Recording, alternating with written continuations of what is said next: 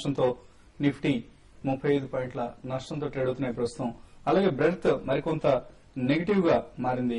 450 stocks advances అయితే 819 stocks నష్టాల్లో ఉన్నాయి. అంటే ఆల్మోస్ట్ ప్రతి ఒక లాభపడిన స్టాక్ 2 స్టాక్స్ నష్టపోయినట్లుగా కనిపిస్తోంది. ఈ ట్రెండ్ గురించి మాట్లాడేందుకు మనతో ఢిల్లీ నుంచి అనలిస్ట్ ప్రసాద్ గారు టెలిఫోన్ లైన్ సిద్ధంగా ఉన్నారు. ప్రసాద్ గారు, good afternoon. Good afternoon. So overall గా బ్రెడ్త్ గమనిస్తే చాలా నెగిటివ్ కనిపిస్తుంది. చాలా రోజుల తర్వాత మిడ్ క్యాప్ స్మాల్ క్యాప్స్ లో నష్టాలు గమనిస్తున్నాం. అంటే ప్రాఫిట్ టేకింగ్ అనుకోవచ్చు ఇది. ఐ థింక్ కరెంట్ టైమ్ లో కాషన్ చాలా కాషియస్లీ ట్రేడ్ చేసుకోవాలి. Because Nifty correct resistance level నుంచే రివర్స్ అవుతుంది. 40, 54, 75, 5500 స్ట్రాంగ్ రెసిస్టెన్స్ ఏరియా ఉంది. ఆ 2-3 టైమ్స్ ట్రై చేసింది కానీ అది క్రాస్ అవ్వలేకపోయింది. ఒక పెద్ద ఫాల్ ఏం రాదు, కానీ ఇక్కడ ప్రాఫిట్ బుకింగ్ వల్ల ప్లస్ ల్యాక్ ఆఫ్ బయింగ్ వల్ల మార్కెట్ కొంచెం కింద రావచ్చు. చాలా సెలెక్టివ్ అప్రోచ్ ఉంచుకోవాలి, కాషియస్లీ ఆప్టిమిస్టిక్ ఉండాలి. ఎక్స్పోజర్ కొంచెం ఎక్కడెక్కడ ప్రాఫిట్ వస్తుంటే అక్కడక్కడ ప్రాఫిట్ బుక్ చేసుకోవాలి. ఫ్రెష్ ఎక్స్పోజర్స్ లో కొంచెం ఫేజ్ వైజ్ బయింగ్ చేసుకోవాలి, అంతా బయింగ్ ఒకేసారి చేసుకోకూడదు. సో కొంచెం ప్రాఫిట్ బుకింగ్ చేసి సైడ్ లైన్స్ లో వెయిట్ చేయడం కొంచెం బెటర్ స్ట్రాటజీ ఉంటుంది. బట్ స్టిల్ మీరు ఆప్టిమిస్టిక్ గానే ఉన్నా అంటున్నారు కాషియస్లీ. సో ఈ కరెక్షన్ ను ఏదైతే వస్తుందో దీన్ని బయింగ్ కు వాడుకోవచ్చు అంటారా? ఐ థింక్ అంతా క్యాష్ ఉపయోగించకూడదు. ఉన్న క్యాష్ కి 10-15% యాడ్ చేసుకోవాలి. బికాస్ నా ఉద్దేశం ఇక్కడ మార్కెట్ ఒక సైడ్ వేజ్ మోడ్ లో వెళ్ళిపోతుంది. దీంట్లో స్టాక్ స్పెసిఫిక్ యాక్షన్ ఎక్కువ అవుతుంది, కానీ బిగర్ యాక్షన్ 5500 క్రాస్ అయ్యేకే వస్తుంది. సో 5500 క్రాస్ అవ్వని పరిస్థితిలో కొంచెం ప్రాఫిట్ బుకింగ్ చేసుకుని కాషియస్లీ ఆప్టిమిస్టిక్ ఉంచడం better strategy. Occasional short ideas కూడా డెఫినెట్లీ దొరుకుతాయి.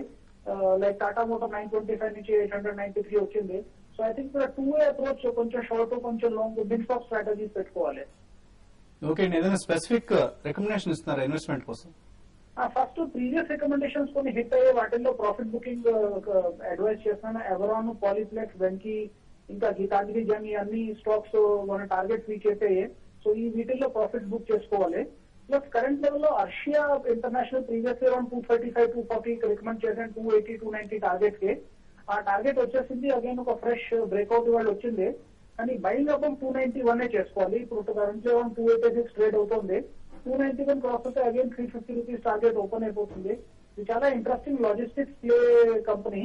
బికాస్ ఎకానమీ గ్రో అయితే లాజిస్టిక్ కంపెనీస్ డైరెక్ట్ బెనిఫిషియరీ అవుతారు. వీళ్ళ ఫ్రీ ట్రేడ్ వేర్ హౌసింగ్ జోన్స్ జేఎన్పీటీ, ఖుజా, ఇంకా నాగ్పూర్ లో ఆపరేషనల్ అయిపోయి. ప్లస్ రైల్వే హాలేజ్ సర్వీస్ లో వీళ్ళు ఎక్స్పాండ్ అవుతున్నారు. 30 రేట్స్ వరకు వెళ్ళిపోతాయి FY11 వరకు. I think FY10 and FY11 ఒక చాలా స్ట్రాంగ్ గ్రోత్ వస్తుంది కంపెనీలో. సో లాంగ్ టర్మ్ చాలా ఇంట్రెస్టింగ్ ప్లే, కానీ షార్ట్ టర్మ్ 291 క్రాస్ అయితే 350 టార్గెట్ ఓపెన్ అయిపోతుంది. ఓకే అండి, థ్యాంక్ యూ ప్రసాద్ గారు. అర్షియా ఇంటర్నేషనల్ ఈ స్టాక్ ను 3 months కోసం తీసుకోవచ్చని ప్రసాద్ గారు రికమెండ్ చేస్తున్నారు. అలాగే నెక్స్ట్ కాలర్ బెంగళూరు నుంచి శ్రీరామ్ కుమార్ లైన్ ఉన్నారు. శ్రీరామ్ గారు, నమస్తే సార్. నమస్తే అండి. వసంత్ గారు నమస్తే. నమస్తే, చెప్పండి శ్రీరామ్ గారు. సార్ పెట్రోనెట్ తీసుకున్నాను, 117 లో తీసుకున్నాను సార్ 2008 లో. ఓకే అండి. సో ఇప్పుడు అది 103 వరకు వచ్చింది. సో హోల్డ్ చేయాలా లేకపోతే ఎలా అని చెప్పి సార్. ఓకే అండి. సో పెట్రోనెట్ ఆయన ప్రైస్ 117 వచ్చే అవకాశం ఉంది ఇప్పట్లో. ఇమీడియట్లీ అంటే కష్టం అండి, ఎందుకంటే దాని ఈక్విటీ చాలా పెద్దదండి. అండ్ అదే కాకుండా మనకి సిటీ గ్యాస్ డిస్ట్రిబ్యూషన్ ఎప్పుడైతే కంప్లీట్ పాన్ ఇండియా కాకపోయినా అట్లీస్ట్ 50% of the country roll out అవుతుందో next 1 or 2 years. And gas prices కూడా internationally compared to petroleum and crude petroleum బాగా పడ్డాయండి. సో వీళ్ళు ఎల్ఎన్జీ అనేది ఒమాన్ నుంచి ఇంపోర్ట్ చేసుకుని దాన్ని రీగ్యాసిఫై చేసి ఇక్కడ అమ్ముతుంటారు. But currently it's only confine to vehicles అండి. బట్ ఈక్విటీ పెద్దది కావడం మూలన కంపెనీ ఫండమెంటలీ స్ట్రాంగ్ అని, ఇందులో ట్రేడింగ్ కమ్యూనిటీ చాలా స్ట్రాంగ్ ఉంటారు sir. So next 1 or 2 quarters లో డెఫినెట్లీ మీరు కొద్దిగా యాక్టివ్ మేనేజ్మెంట్ చేయండి స్టాక్ ని. ఎందుకంటే ఇది one way run away stock కూడా కాదు. మీకు ఎప్పుడైనా 5-7% గెయిన్స్ కనిపించినప్పుడు ఒకసారి అమ్మి మళ్ళా లోలో కవర్ చేసుకుంటుంది. 2-3 times మీరు స్మార్ట్ ట్రేడింగ్ చేసుకుంటే తప్పకుండా మీ యావరేజ్ కాస్ట్ బాగా తగ్గుతుంది. But over a longer period of time it's good stock to hold అండి. ఓకే అండి. అలాగే నెక్స్ట్ కాలర్ నాగేశ్వరరావు ఖమ్మం నుంచి లైన్ ఉన్నారు. నాగేశ్వరరావు గారు, నమస్తే సార్. నమస్తే అండి. సార్ ఆర్ఐఎల్ పొజిషన్ సార్ మేము 1070 లో బై చేసామండి. 1075. 1070 అండి. ఓకే అండి, ఆల్మోస్ట్ 100 రూపీస్ తగ్గింది మీకు. 100 రూపీస్ తగ్గింది సార్. ఓకే అండి. మేము 2NGC కూడా 1290 లెక్క తీసుకున్నామండి. సో ఆయన ఎక్కువ ఆయిల్ అండ్ గ్యాస్ సెక్టర్ మీద హోప్స్ పెట్టుకున్నట్లు కనిపిస్తుంది. రిలయన్స్ ఇండస్ట్రీస్ చూస్తే టెక్నికల్ కొంచెం వీక్నెస్ కనిపిస్తుందండి. 1050 ఎప్పుడైతే సపోర్ట్ దిగిందో అప్పుడు తెగుతూ వస్తుంది. నా ఉద్దేశంలో ఒక 930, 940 లో డెఫినెట్ గా ఒక లాంగ్ టర్మ్ సపోర్ట్ ఉంది, అక్కడ వచ్చి రికవర్ అయ్యే అవకాశం కనిపిస్తుంది. అలాగే ఓఎన్జీసీ చూసారు లాస్ట్ 10 days కానీ కొంచెం వీక్నెస్ కనిపిస్తున్నాము. కరెక్ట్ గా సపోర్ట్ 1210, 1220 దగ్గర చాలా స్ట్రాంగ్ సపోర్ట్ అనమాట. అక్కడి నుంచి డెఫినెట్ గా రీబౌండ్ అయ్యే అవకాశం ఉంది. కానీ 1220 కింద క్లోజ్ అవుతే మటుకు నా ఉద్దేశంలో షార్ట్ టర్మ్ టెక్నికల్ గా ఎగ్జిట్ అవుతుంది. ఓకే అండి. అలాగే కొన్ని ఈమెయిల్ సందేహాలు గమనిస్తే సందీప్ విఎన్ఆర్కే అడుగుతున్నారు, మావెన్స్ బయో ఈ రేట్ లో బై చేయొచ్చా అని అడుగుతున్నారు. మావెన్స్ బయో చేస్తే బాగా బులిష్ బేరిష్ ఉన్న స్టాక్ అండి. 160 నుంచి ఆల్మోస్ట్ 20 రూపీస్ కి మోర్ దెన్ సగానికి సగం పడిపోవడం జరిగింది. పెద్ద బులిష్ గా లేదు, బేరిష్ గా ఉంది. ఏమన్నా ఉన్నారంటే కనుక హైయర్ రేట్ లో ఎగ్జిట్ అయిపోవడం బెటర్ అనిపిస్తుంది. ఈ రేట్ లో ఎంటర్ కావద్దని సజెస్ట్ చేస్తున్నారు మావెన్స్ బయో. అబాన్ ఆఫ్షోర్ ఎందుకు తగ్గుతోంది, ఎట్ వాట్ ప్రైస్ కనే బై అని అడుగుతున్నారు. అబాన్ ఆఫ్షోర్ లో లాస్ట్ 1 month లో మనం చాలా స్ట్రాంగ్ ర్యాలీ గమనించాం. ఇవాళ న్యూస్ రావడం జరిగింది, చాలా పెద్ద భారీ ఆర్డర్ బ్రెజిల్ కి సంబంధించిన కంపెనీ నుంచి వచ్చినట్లుగా. సో ఈ ఆర్డర్ సెలాన్ న్యూస్ అన్న రూల్ ని ఫాలో అవుతున్నట్లుగా. అబ్సల్యూట్లీ అండి. అదే కాకుండా అబాన్ ఆఫ్ షోర్ కి కంపెనీ పరంగా మంచిదన్న లాస్ట్ వాళ్ళ రిగ్ ఒకటి మునిగిపోయిన తర్వాత, అదే కాకుండా అంతకు ముందు కూడా ఎప్పుడైతే మనకి oil prices, crude oil prices పడ్డాయో అప్పుడు న్యూ డ్రిల్లింగ్ ఆపరేషన్స్ కి వాళ్ళకి ఆర్డర్ ఇన్ఫ్లో కూడా అంత లేదండి. సో ఇప్పుడు మేజర్ ఆర్డర్ వచ్చినా close to about $400 million over a period of 5 years. వాళ్ళకి మొన్న రిగ్ మునిగిపోవడం. అండ్ సెకండ్లీ మనకి ఎప్పుడైతే అబాన్ ఆఫ్ షోర్ వాళ్ళు క్యూఏపీ అండ్ రైట్స్ ఇష్యూ ద్వారా ఈక్విటీ డైల్యూట్ చేస్తున్నారో to clean up the balance sheet, అటువంటి స్టాక్స్ లో మేజర్ గా గెయిన్స్ అనేవి షేర్ హోల్డర్స్ కి రావండి. అండ్ కరెంట్లీ ఆ company few quarters balance sheet cleaning up act లోనే ఉంటారు.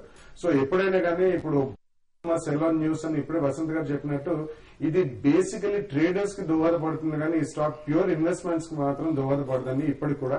సో ఆ రేట్ లో మీరు అప్ స్ట్రీమ్ ఆయిల్ కంపెనీస్ ఒక్క డిప్ లో ఓఎన్జీసీ కానీ లేకపోతే ఆయిల్ మార్కెటింగ్ కంపెనీస్ కూడా నెక్స్ట్ 2-3 months లోపల 6 months లోపల డీజిల్ కూడా ఒకవేళ వాళ్ళు కంప్లీట్లీ డీరెగ్యులేట్ చేస్తే అటువంటి స్టాక్స్ లో కూడా కొద్దిగా స్ట్రెంగ్త్ కనిపిస్తుంది. దానికంటే కేన్ ఎనర్జీ ఇటువంటి అదే రంగంలో ఉండాలనుకుంటే అవి కొనుక్కోవడం బెటర్ అండి. ఓకే అండి. కారెళ్ళ అడుగుతున్నారు, టాటా స్టీల్ షార్ట్ టర్మ్ కోసం ఈ రేట్లో బై చేయొచ్చు. టాటా స్టీల్ చూస్తే టెక్నికల్ గా కొంచెం అప్ లోనే ఉందండి. 530, 525 రేంజ్ లో సపోర్ట్ ఉంది. అక్కడ కనుక కన్సల్టేషన్ ఇవాళ రేపు కొంచెం కరెక్షన్ కొనసాగే అవకాశం ఉంది. ఈ లెవెల్ లో కన్సల్టేషన్ అయితే మీరు అక్కడ బై చేయొచ్చు. ఓకే అండి. కే రమణ వైజాగ్ నుంచి అడుగుతున్నారు, ఎంకో ఎందుకు కరెక్ట్ అవుతుంది, 106 నుంచి ఎందుకు కరెక్ట్ అయింది, ఇప్పుడు 73 దగ్గర కొనుక్కోవచ్చా? యా, బేసికలీ ఎంకో ట్రాన్స్ఫార్మర్ రంగానికి చెందిన కంపెనీ అండి. అండ్ ఇండియాలో ట్రాన్స్ఫార్మర్ కెపాసిటీ చాలా హ్యూజ్ గా పెరిగింది. లాస్ట్ 2 years లో గణనీయంగా కెపాసిటీ పెరిగింది, కానీ ఆర్డర్ ఇన్ఫ్లో అంత రాలేదండి. మనకి జనరేషన్ కెపాసిటీ ఎప్పుడైతే పెరుగుతుంది, ఎందుకంటే పవర్ ప్రాజెక్ట్స్ లో ఒక్కొక్కటి 2 to 3 years జెస్టేషన్ పీరియడ్ ఉంటుంది కాబట్టి లాస్ట్ 1 or 2 years లో ఏదైతే కెపాసిటీ పెరిగిందో దానికి సరిపడే ఇన్ఫ్లో ఆఫ్ ఆర్డర్స్ లేదు.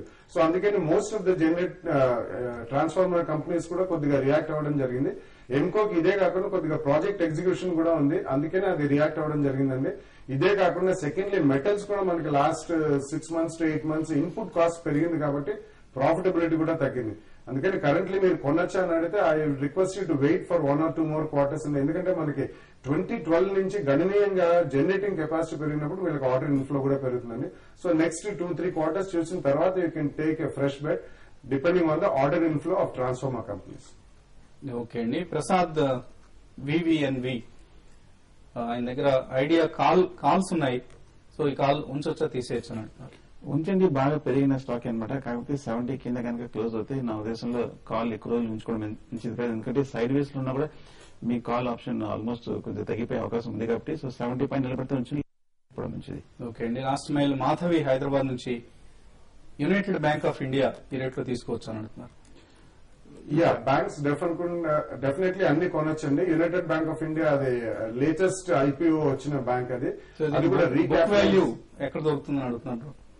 అంటే బుక్ వాల్యూ జనరల్లీ ఒక థంబ్ రూల్ ప్రకారం price to book value 1 below ఉన్న స్టాక్స్ అన్ని బాగానే ఉంటాయండి.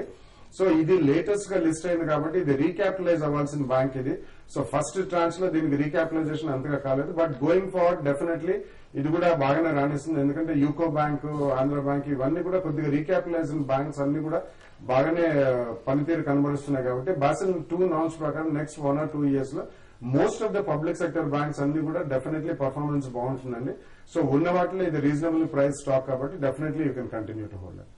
ఓకే అండి. సో సెన్సెక్స్ 89 పాయింట్ల నష్టంతో, నిఫ్టీ 31 పాయింట్ల నష్టంతో ట్రేడ్ అవుతున్నాయి ప్రస్తుతం. థ్యాంక్ యూ బాలాగా, థ్యాంక్ యూ సుందర్ గారు. ఇది వాటి బిజినెస్ లంచ్.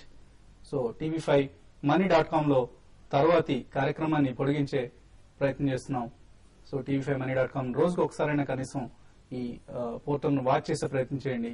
అలాగే అందులో మనం ఆఫర్ చేస్తున్న ఈ సబ్స్క్రిప్షన్ సర్వీస్ ఏదైతే ఉందో దీనిలో సబ్స్క్రైబర్స్ గా జాయిన్ అవ్వండి. సబ్స్క్రిప్షన్ తో పాటు వచ్చే బెనిఫిట్స్ తో పాటు త్వరలో మరొక కొత్త బెనిఫిట్ కూడా సబ్స్క్రైబర్స్ అందజేయబోతున్నాం. Keep watching TV5 business